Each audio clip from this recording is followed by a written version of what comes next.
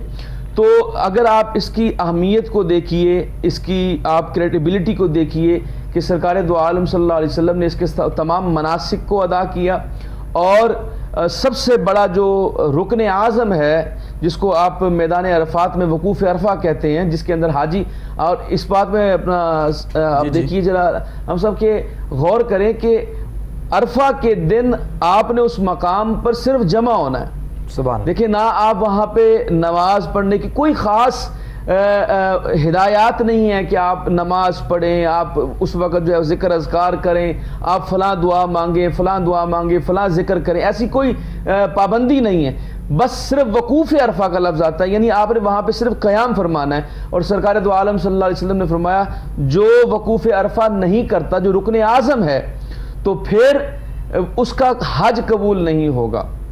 اور اس بات پہ بھی ناظرین میں آپ کی توجہ دلانا چاہتا ہوں کہ اللہ تعالیٰ نے اور اس کے رسول نے وقوف عرفہ کی اتنی اہمیت کیوں رکھی ہے؟ کیونکہ اس مقام پہ حضرت آدم علیہ السلام اور حضرت اماں حوا کا دونوں کا یہاں پہ جب وہ زمین پر اتارے گئے تھے تو یہاں پر ان کی ملاقات ہوئی تھی۔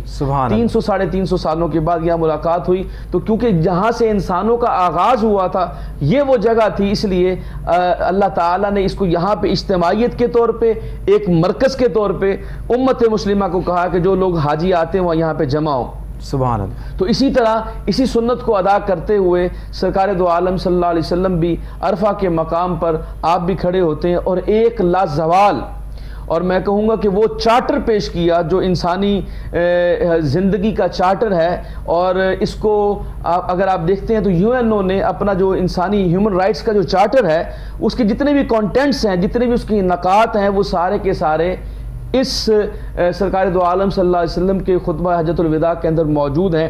اور حضور اکرم صلی اللہ علیہ وسلم نے ایک ہمہ گیر جو ہے وہ خطبہ ارشاد فرمایا، جس کے بے شمار آپ پہلو نکلتے ہیں۔ میں 2-3 اس میں سے پھر آہستہ آہستہ ہم اس کے اوپر گفتگو کرتے رہیں گے۔ میں 2-3 چیزیں یہاں پہ کرنا چاہتا ہوں۔ ایک تو سرکار دو عالم صلی اللہ علیہ وسلم ہادی اعظم ہے، سبحان اللہ۔ اور آپ دیکھیے کہ حضور صلی اللہ علیہ وسلم نے ہمیشہ پسے ہوا طبقہ، انحطاط والا، زبوں حالی والا، جو طبقہ پسا ہوا ہوتا ہے اور جو طبقہ نیگلیکٹ کیا جاتا ہے سوسائٹی کے اندر، سرکار دو عالم صلی اللہ علیہ وسلم نے اس کو ایڈریس فرمایا۔ بے شک۔ اور حضور اکرم صلی اللہ علیہ وسلم نے خصوصاً عورتوں کے اور ماتحتوں کے حوالے سے جو گفتگو فرمائی وہ بڑی ہی کمال ہے، کہ حضور صلی اللہ علیہ وسلم نے فرمایا یہ عورتیں اللہ کے نام پر تمہارے لیے حلال کی گئی ہیں، لہٰذا ان کے حوالے سے میں تمہیں خبردار کرنا چاہتا ہوں کہ ان کے حوالے سے خبردار رہیے گا، ان کے حقوق کا خیال رکھیے گا۔ یہ آقا علیہ السلام نے انسٹرکشنز دی، اور اس کے ساتھ حضور نے فرمایا اپنے ماتحتوں، اپنے غلاموں کے ساتھ حسن سلوک کرنا ہے۔ اور اس کی مثال کیا دی؟ حضور نے فرمایا جس طرح تو جو تم پہنتے ہو وہ ان کو پہناؤ، جو تم کھاتے ہو ان کو کھلاؤ۔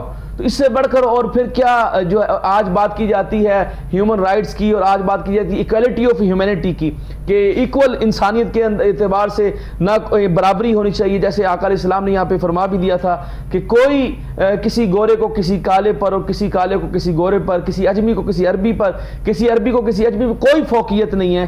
اور ان اکرمکم عند اللہ اتقاکم، تم میں سے بہترین شخص وہ ہے جو تقوی میں بہتر ہے۔ تو آقا علیہ السلام نے بلا امتیاز تمام نسلی تعصبوں کو، تمام لسانی تعصبوں کو، تمام یہ جو علاقائی تعصب تھے ان سے نکال کے امت واحدہ بنایا، اور تمام انسانوں کو ایک پلیٹ فارم پر جمع فرمایا۔